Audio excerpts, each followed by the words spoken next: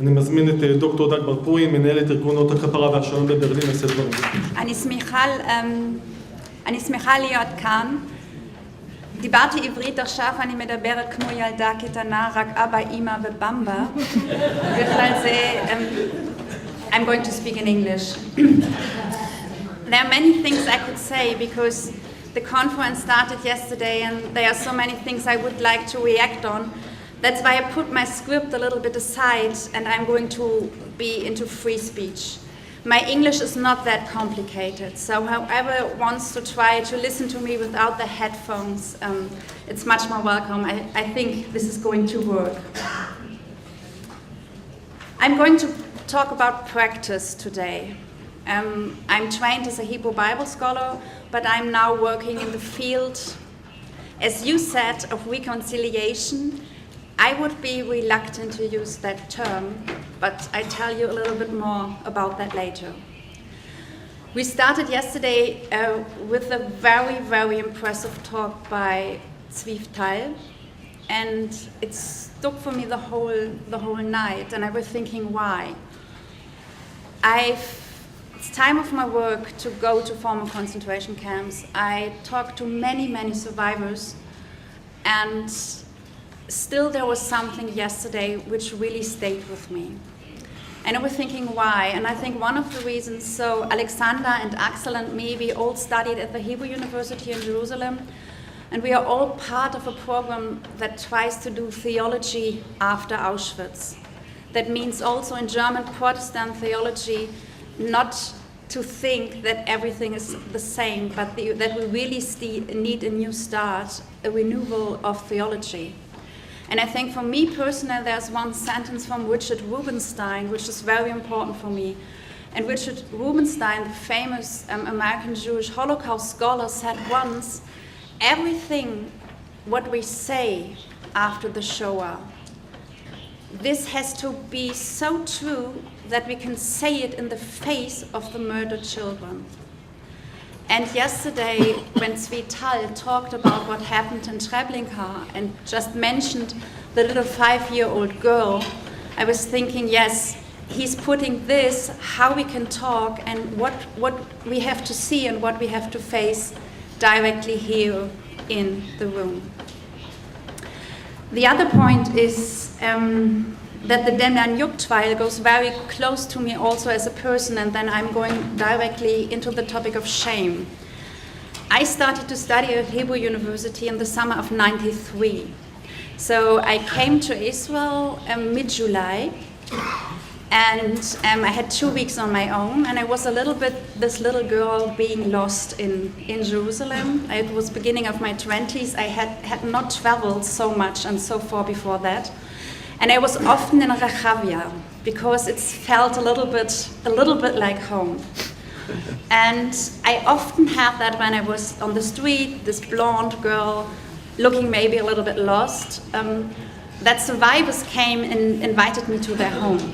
It was, oh, you look German, where I come from, I am from Germany, and it was very often, it was 4 times, it was people with numbers on their arms. And they asked me to come and have tea with them, and they were so thankful that I was having and taking the time to sit with them and talk. And I feel deeply ashamed. And this is something what we very often have if we talk about 3rd generation Germans, if they encounter with survivors, that they feel very, very ashamed about the kindness. That people thank them, thank you for coming here, thank you for making the effort, thinking, yeah, but it really feels, yeah, it's a feeling of shame. What I then witnessed was, because on 29th of July, the trial against Demjanjuk failed, so he had to be set free. And I could witness amongst the survivors that from how many of them that was a tragedy, because they were deeply convinced, like Judge Tzvi Tal was yesterday, that he was even the horrible. And so this also goes very personal to my own experience if it comes to talk about 3rd generation survivors and shame. We heard many different definitions what shame is, how we can talk about shame, different sides of shame. And I would like to say that shame is a feeling of the I. There's a very famous psychoanalyst, Erik H. Erikson. He once said, he or she who is ashamed would like to destroy the eyes of the world. And this describes that shame is a feeling of the I, which develops as a result of people's encounters, or which tries to prevent such encounters from taking place. Shame can therefore be a positive or a destructive force. I would like to analyze the role of shame in encounters between young third-generation Germans with survivors of the Shoah and also with young third-generation American Jews. I think if you say that shame is a feeling of the I, this is very productive because it covers different levels. Sometimes shame is a shelter for the inner self of human beings. Sometimes the word is used to avoid to talk about other terms, like guilt. And sometimes shame can even be a place of freedom in which atonement can take place. You're quite a complicated audience, because at the end of the day, I have no idea whom I'm talking to. I know that they are the young officers, I know that they are young German students, I know the distant scholars I'm talking to, and we just had the conversation in Leipzig last year.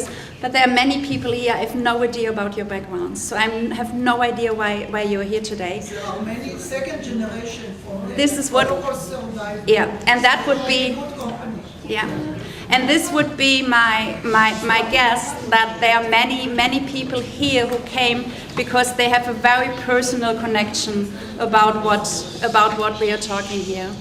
And so I'm very glad for this audience, and I hope that everybody gets something out of what I'm talking. I try to be quite short, so maybe we have even some time afterwards to discuss, or if not, we can talk afterwards. Okay, I say I'm going to talk about practice, so I would like to talk about encounters between third-generation American Jews who come to Germany and young Germans, mostly non-Jewish Germans. And I would like to bring you in a very special situation. In the third day after the group from the United States arrives, when we visit together the former concentration camp of Sachsenhausen and then meet for a discussion. I have to say a few words about this program. I had the honor to design this program in 2007, and since then, more than 2,000 young American Jews came to visit Germany. Most of them, not all of them, but the majority of them has a connection to the Holocaust, to the Shoah within the family. Not everybody, but most of them. Very different groups. We work with Yeshiva University and the Orthodox Union on the one hand. We work with Hebrew Union College and programs for gays and lesbians on the other hand. So everything can be possible on such a program. These groups are accompanied by young Germans who are their guides. It's also interesting, we could do a whole conference on language, because in Germany we call them guides, and we use the English term. Do you know how to translate guides into German? Tour guide? Reiseführer. Reiseführer. That means already the language which we choose has to be very accurate. There are not many people who call themselves Reiseführer in Germany. Even if they don't speak English, they would normally avoid that term. They come together after we visited the former concentration camp in Sachsenhausen. Sachsenhausen is a camp near Berlin. It was a labor camp, and it's not a camp where the Jewish victims are so prominent. There have been many, many Jews murdered there, but because it was a very early concentration camp, there are also many other victims in that camp. This is not why we go there. So we do not choose especially that camp because we want to tell a certain narrative, like there were not only Jewish victims. We just choose that camp because it's near Berlin. And we know that we have to go to a former camp and discuss this with our American guests very early in the program. If we do it at the end, most of our American guests feel that they carry this as a burden. Like at the end of the trip, or one day I'm going to the former concentration camp. So that's why we start with this already on the third day. Imagine the situation now. You have young American Jews and you have young tour guides of them going to a former concentration camp. The topic of shame is there. It starts right at the beginning that our young German colleagues ask our American Jewish guests to behave that day. What does it mean? What does it mean to behave in a concentration camp? The point is, normally if you are a young German tour guide and there you have your American Jewish group guiding through Berlin, you're responsible for safety, everybody is there in time, and at least is everybody there. So we go with public transport, so it's very normal on the program at the beginning to count, is everybody there? This is very different in a former concentration camp. Standing there, counting the Jews in German. So the point where we are talking about the shame is already there, because on that day, if we go to a former concentration camp and everything is there in German, and you feel this is my language, this is us. So the topic is there from the beginning on.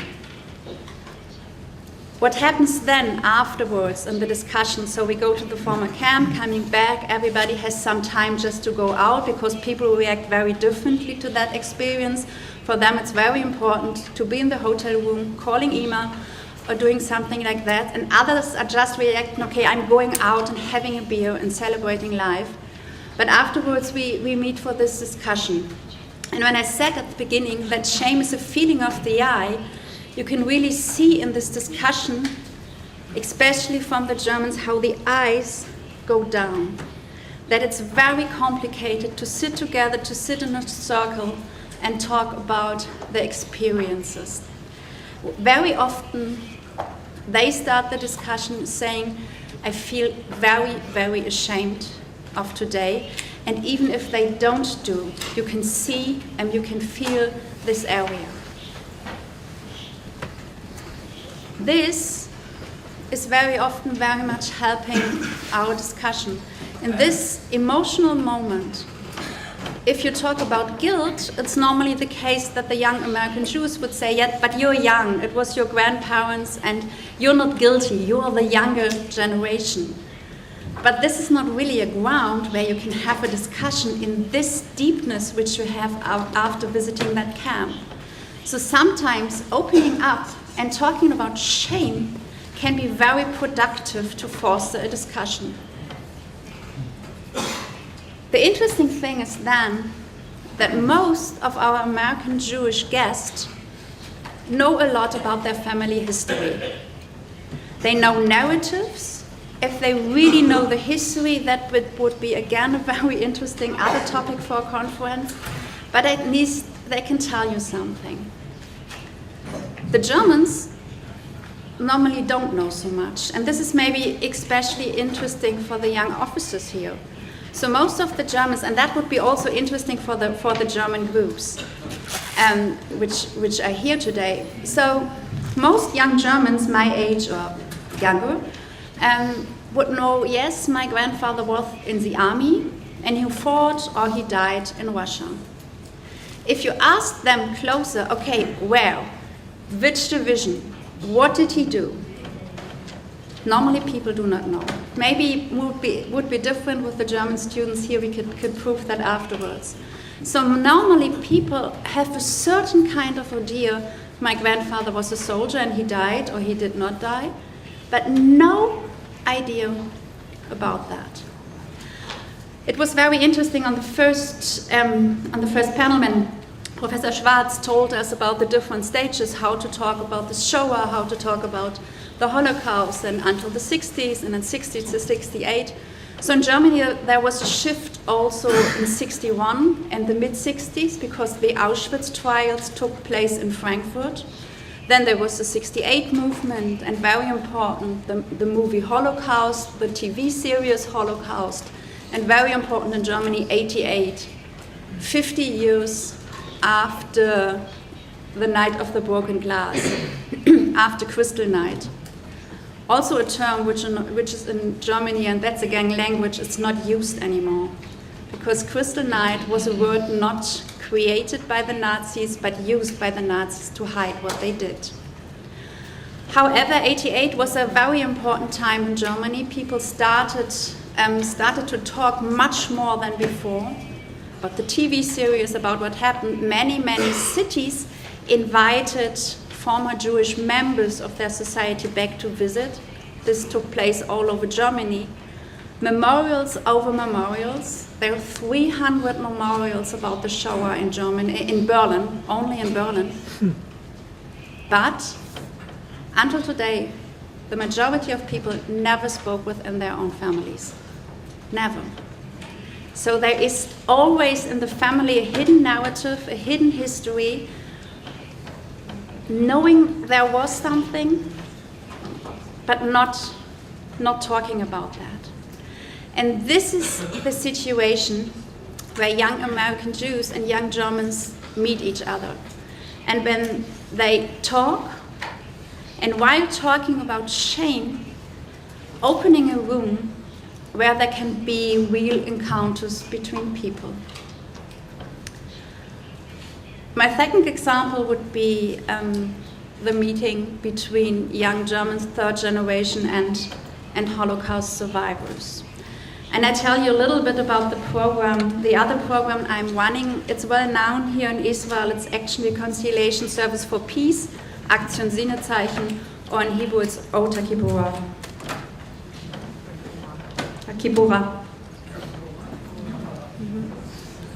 Which is not reconciliation, as you know, but I will be there in a minute. So we are an NGO to raise awareness for the violent history of the 20th and 21st century. We want to encounter today's forms of anti-Semitism, discrimination, and social exclusion.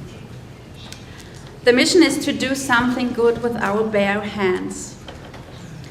This is our founder, and my dear colleague just read a little bit about, and so I can just go to that.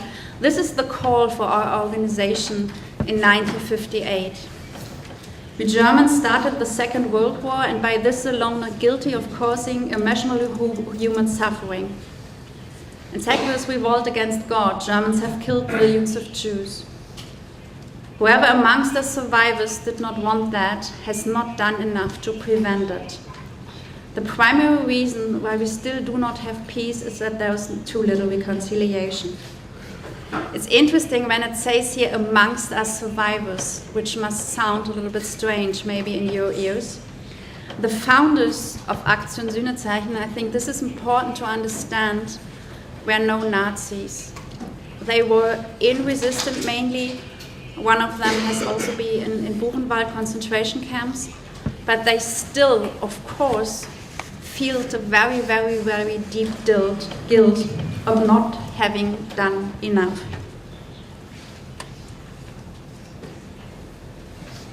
But there's one power we can put against self-justification, bitterness, and hatred.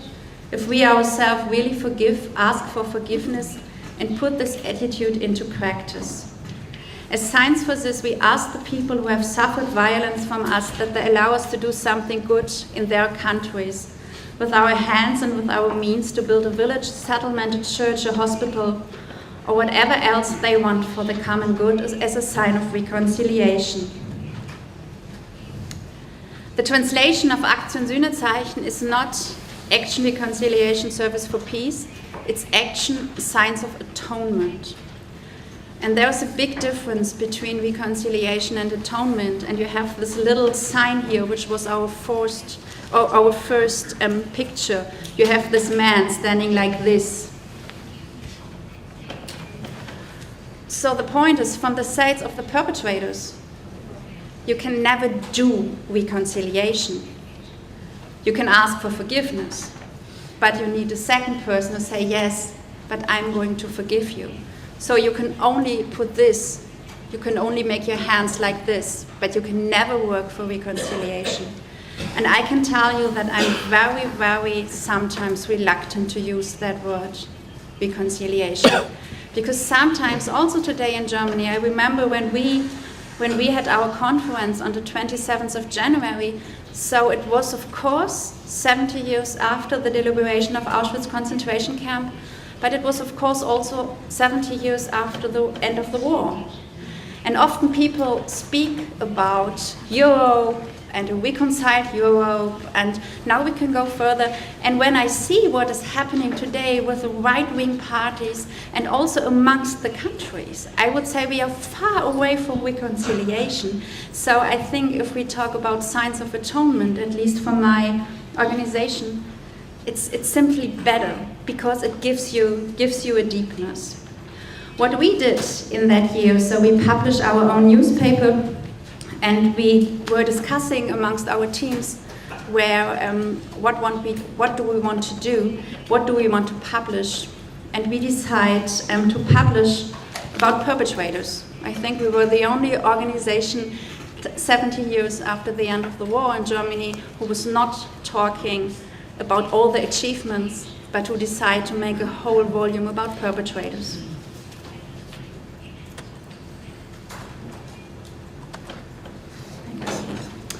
When Lothar Kreisig started to call for Aktion Sühnezeichen, he said 58. We would like to work in Israel, Poland, and the former Soviet Union. We started in the Netherlands and Norway, and we just heard yesterday and remembered that since '62 there are diplomatic relationships between Germany and Israel. However, our students came to Israel, our volunteers came to Israel in '61. That means 4 years because there was any diplomatic relations, and the first groups were all in the home of Ben Gurion. Today we go in different countries. We work in 13 countries with long-term volunteers. More than half of them work with Holocaust survivor or former forced laborers.